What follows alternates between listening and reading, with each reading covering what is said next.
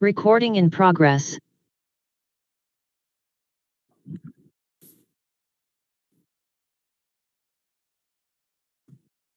I hope I'm audible to everybody now. Okay. A warm welcome to all the dignitaries present here, and a special welcome to Raja sir as well as Caroline ma'am, because of whose efforts we are here on this platform of serving the humanity.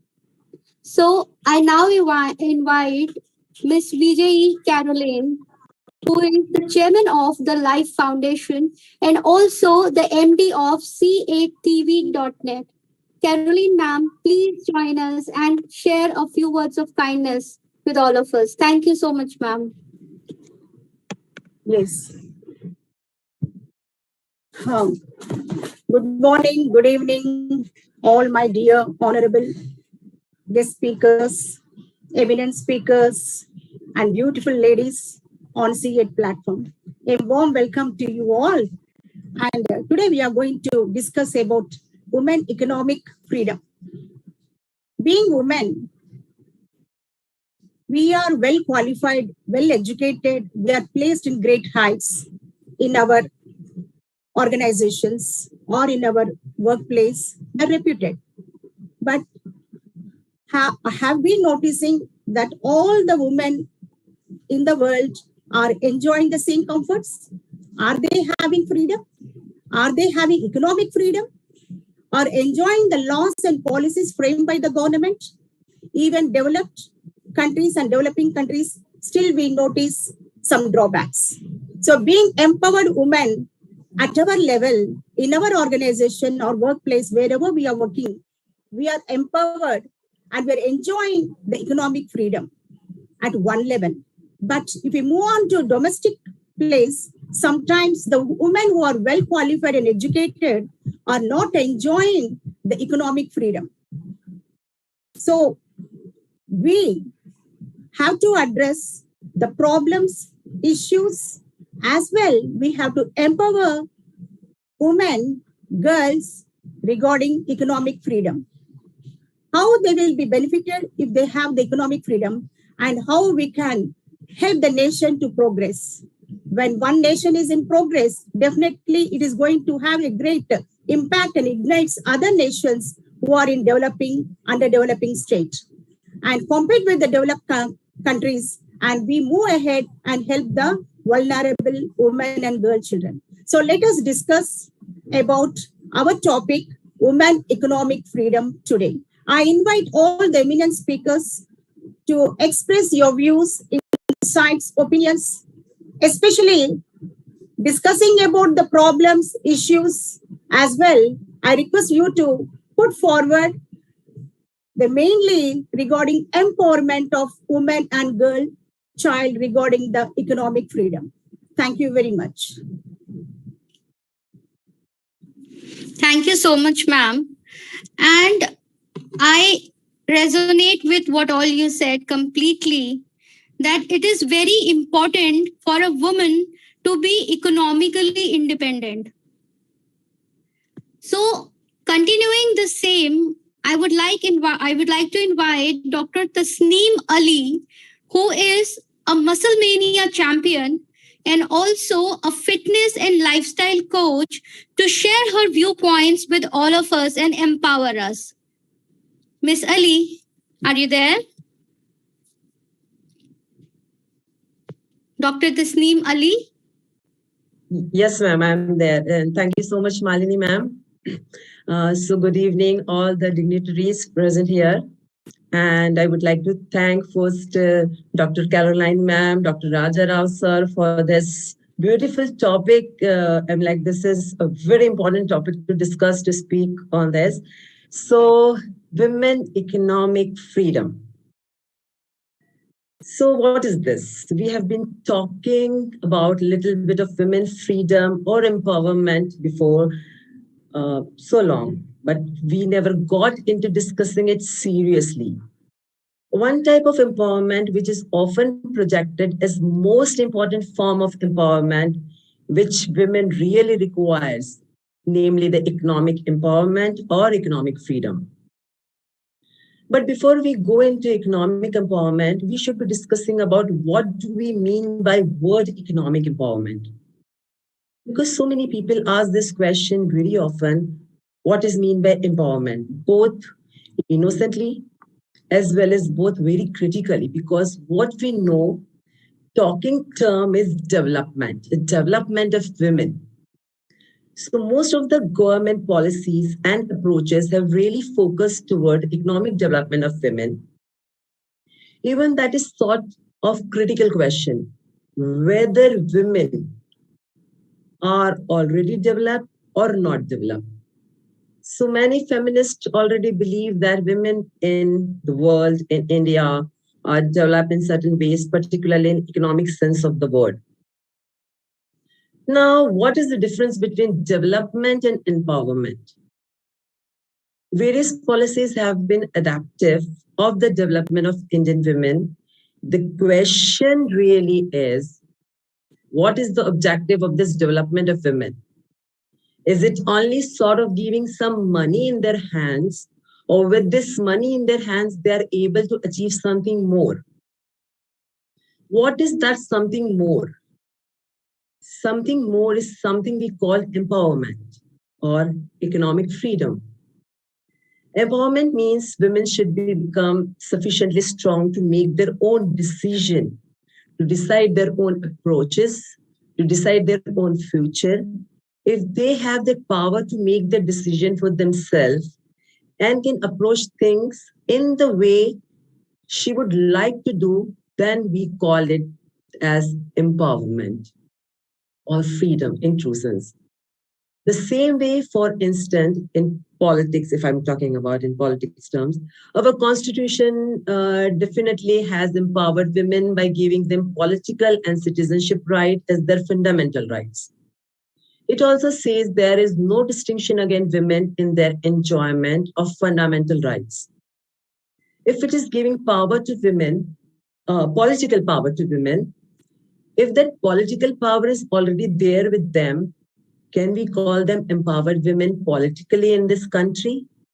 No, not really. Because even though the women have that power, they still are not able to utilize their power.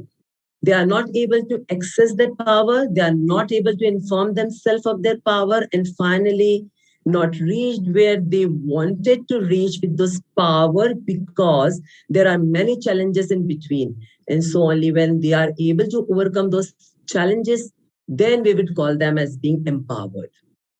The same way women talk in terms of economic development, the Constitution again has given us some sort of provision where it says nothing in the state need to stop anything it's being against anything. Try adopt policies for the welfare of women and children. But this is empowering the state. It is not empowering the women or children. Empowerment is not merely the measure, or it's not merely a policy or provision. Empowerment is what ultimately we are able to enjoy, access to, and then that we reach what we want to reach, namely the power to make our own decision. Ultimately, it's political, but to reach that political power of decision making ourselves, we require a lot of other type of access in life or other type of temperament and empowerment. That is why sometimes we believe that empowerment cannot be achieved either economically or politically or socially by itself, but it is a holistic term. If you are strong economically and have access to economic resources, you can become politically powerful, and politically you can access things. Or same is true if you are politically powerful so that you can access economical things. One without the other, you cannot ultimately reach the empowerment as such, but as we are analyzing it, we are assessing that various ways in which we can achieve empowerment of women.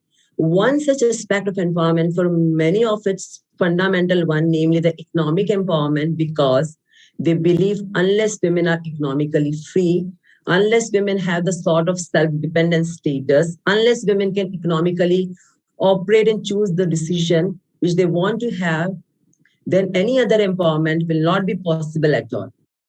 I do believe one is necessary for the other and they are all interdependent. Now, so by economic empowerment, what exactly do we mean? Let us find out where women are empowered or where the women are not empowered in current situation. That's where the significance of economic freedom or economic empowerment comes and it becomes very, very important. Very often, much of social problem which women face make our society weaker, like low status of women in domestic sphere, adherence to local customs and other type of imposing of norms on the women, issue like dowry, domestic violence, and many other issues it confers in family, of domestic affairs, separation of women both inside and outside the home, and harassment. These are often believed to be because of lack of economic freedom, and once we are economically powerful, we would overcome many of these problems. Some of the issues above are due to the fact that women are considered as dependent, that the women are considered as consumer and as not producer.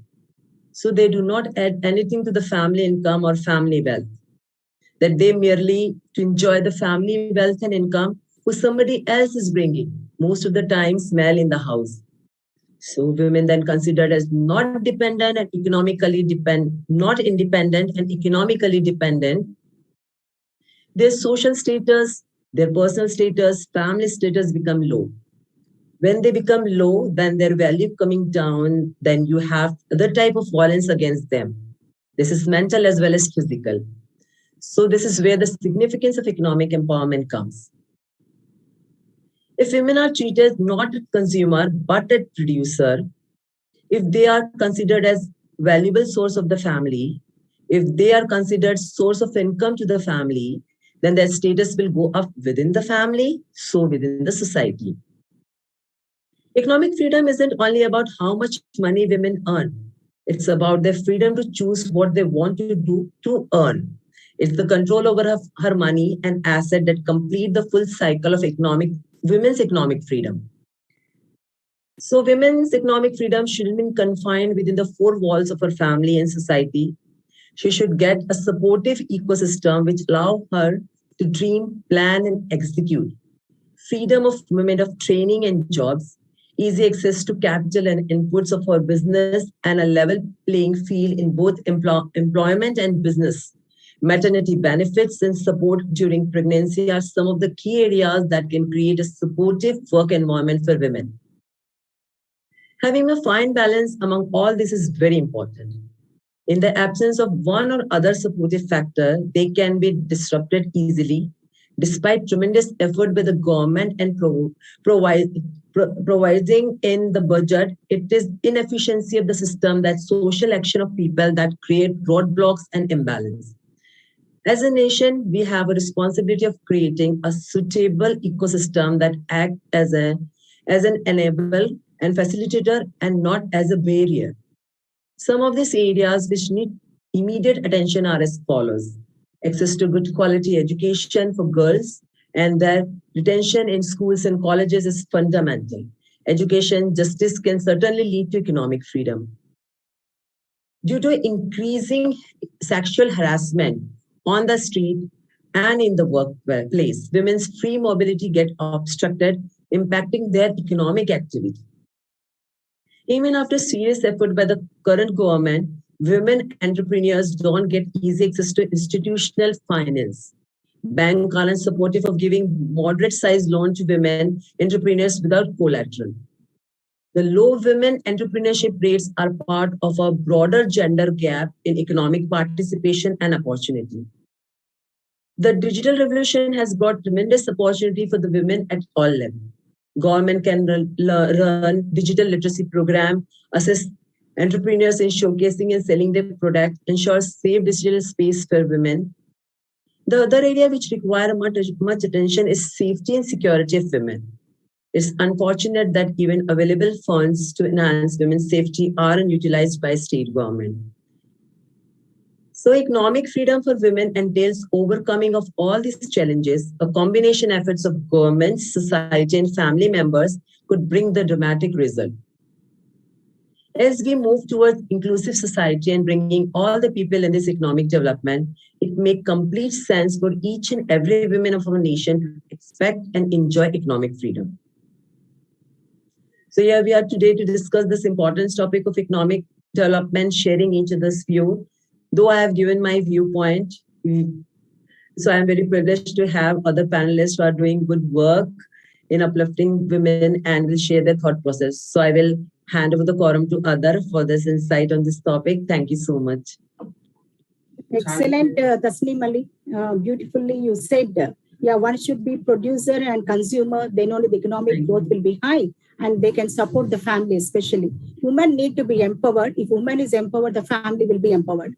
And if family is empowered, the society will be empowered. Society empowers, nation will be empowered. So this is igniting one nation to the other and total globe will be empowered. But especially as we are patriotic world, people are trying to ignore women place and they're trying to suppress and they're not allowing them to reach to the heights. Only few people are enjoying the benefits, but most of the women and girl children are not enjoying the comforts of economic freedom, as you said. Thank you very much. Thank you, ma'am. Thank you so much, Miss Ali. And now I invite Dr. G.C. Kavita, who is an educational psychologist and a motivational speaker by passion. She has passion to empower adolescent girls and women and has successfully completed empowering more than 30,000 women and adolescent girls in making them realize their right to live happily through unique workshops by name Smile.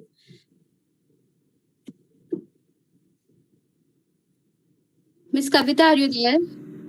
Hello. Yeah. Can you hear me? Yes, ma'am. We can hear you. Yeah. So thank you. Can I start or am I waiting for somebody? Sure, ma'am. Start. Okay, thank you so much. Yeah. So a wonderful evening to all the dignitaries and Dr. Raja Rao, Pagidipalli, and for bringing in all the women together from different spheres and then giving us an opportunity to get to know each other. I always believe that the purpose of humanity is to bring people together, no matter what means you use. I think this once the pandemic, I don't know how much it has done harm to the world, but at least it has done a great, it's definitely added a great advantage for people to come together on different platforms to get to know each other and to understand the various works that just happening around. I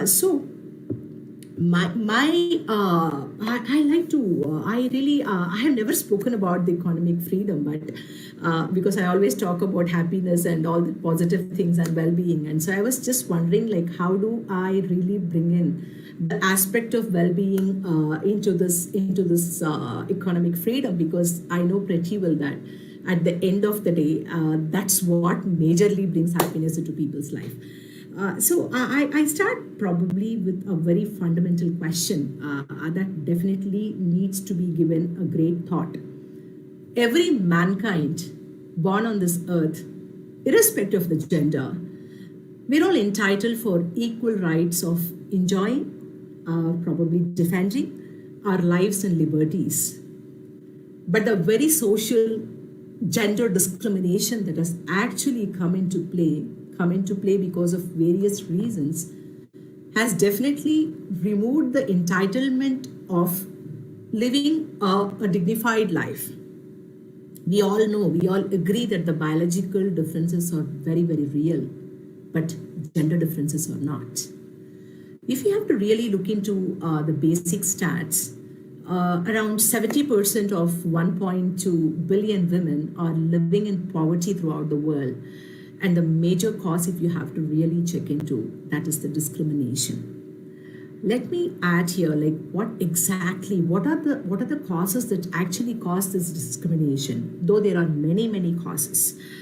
First is the reduced income for women and the longevity of women as per a study. It states that the women live longer than the men. So the reduced income with greater longevity and I mean to say the longer life expectancy and an increased responsibility to raise the children. Probably it increases the whole probabilities that women definitely do face the economic disadvantages. So if you have to really understand what exactly is this discrimination, because being a psychologist, I always try to understand the mind aspect of everything, like why it happens and how it happens and why are we doing that.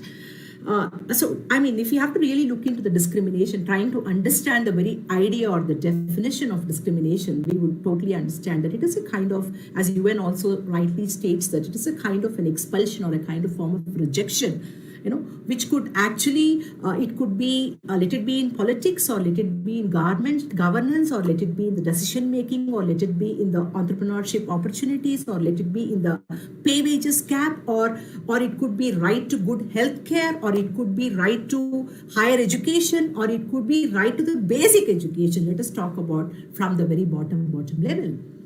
The discrimination, it does exist. The gender discrimination is definitely a real serious thing, and it is a reality that we need to understand and we need to accept.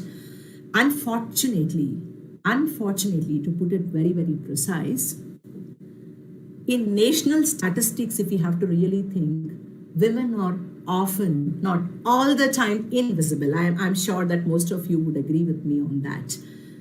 Because if a woman's unpaid housework is counted as a productive output in the national income accounts, definitely the global output of the global output would definitely increase by 20 to 30% is what some studies talk about. Because let us try to understand the psychological the connection. Let us say there is nobody to take care of the children at home. Nobody is rearing the children, or there is nobody to take the household responsibilities. If the domestic work is not being accounted to, then don't you think that the whole work load falls on men and the kind of productivity what they can achieve eventually comes down. But the national statistics, unfortunately, or the global statistics does not count, or it cannot be quantified. It cannot be quantified to state that this is the national income accounts, which includes the unpaid work given by the women in the country or across the globe. I think the area needs to start working from here. I feel that the change has to come from here.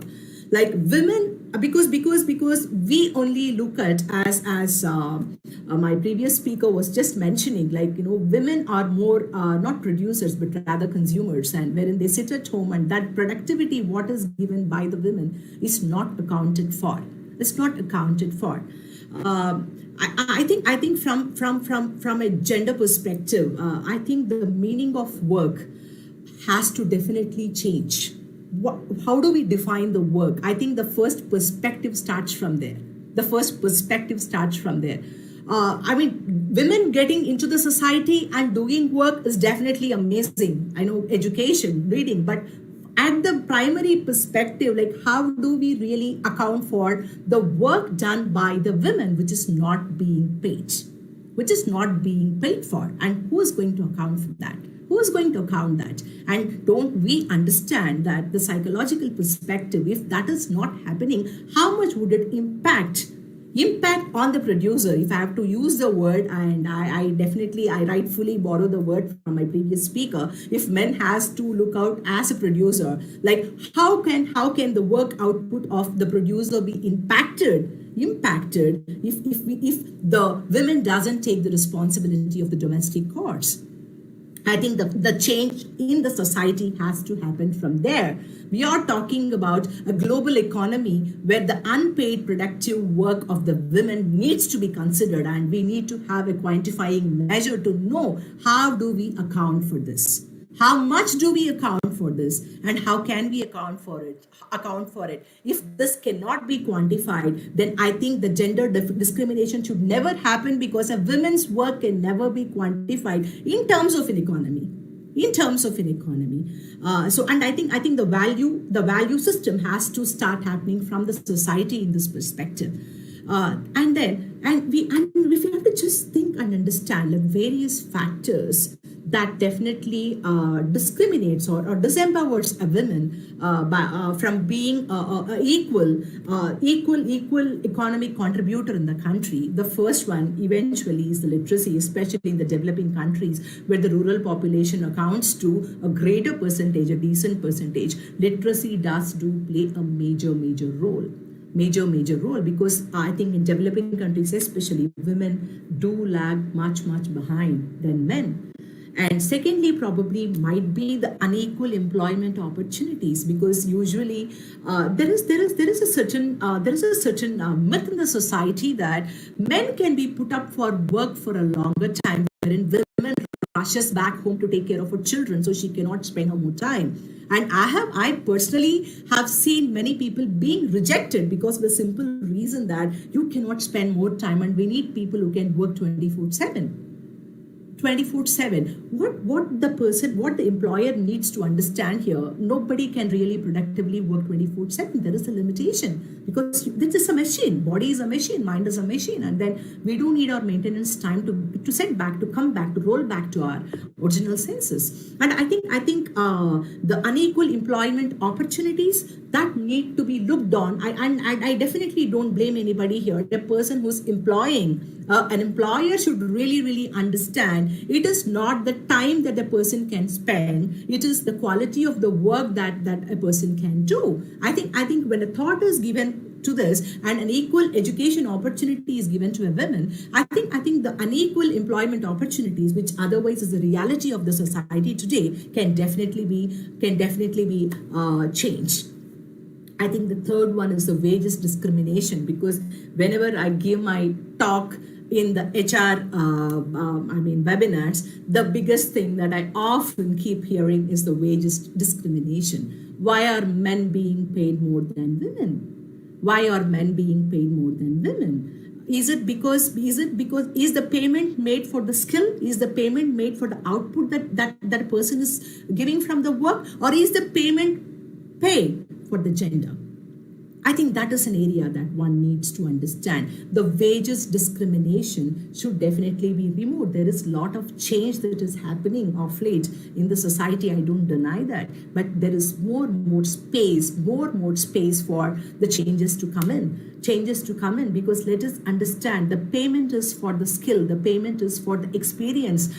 Because I often remember a joke. You pay me 100 rupees not because I did this interview well in 20 minutes. For me to do this interview well in 20 minutes, I have spent my 10 years of time. So you are paying me for my 10 years of time, not for this 20 minutes of what you're seeing me. As simple as that. So the same is applicable to both the genders, irrespective of whether it is a man or a women. And I think wage discrimination, which is also one of the biggest things that is in the society, that also needs to be checked upon. And as I mentioned earlier, right to work, in the sense like how much right to work and right at work. Because most of the women, they hesitate a bit to work because they are not assured of the safety, their dignity, and the way they want to work. And I think when women needs to be taken, or women wants to take a right to work, and they should be given rights for working, that needs to be understood. How much do we do and what do we do to ensure that a woman gets her rights at the workplace? A right for her self-respect, a right for her sense of worth, and right for her safety, and the right for, trying to understand the multitasking like what she otherwise does. That is something that I think we need to redefine on like how do we really understand this. And the other thing is because most of the women, unfortunately, at times they prefer or they are being given the low skilled jobs, because they feel that the women cannot come forward, or she cannot do, or what the reasons could be multiple reasons. I think that is an area we need to understand, that don't define a gender to a skill. Define a work to ability of a person to do the work, not to the very gender. Gender is something that's been defined by the society based on the work which otherwise was done earlier. Now it doesn't make a great difference. It's all the same. and I think that is one. And I think any patriarchal norms that which deny the women's right should be relooked into. I think there's been a lot of changes. It has already started coming up. Like it could be right to property, or it could be right to right for entrepreneurship to do things what they want to do. I mean, I think I would conclude my talk probably with a couple of three important things. I honestly feel I might sound pretty biased.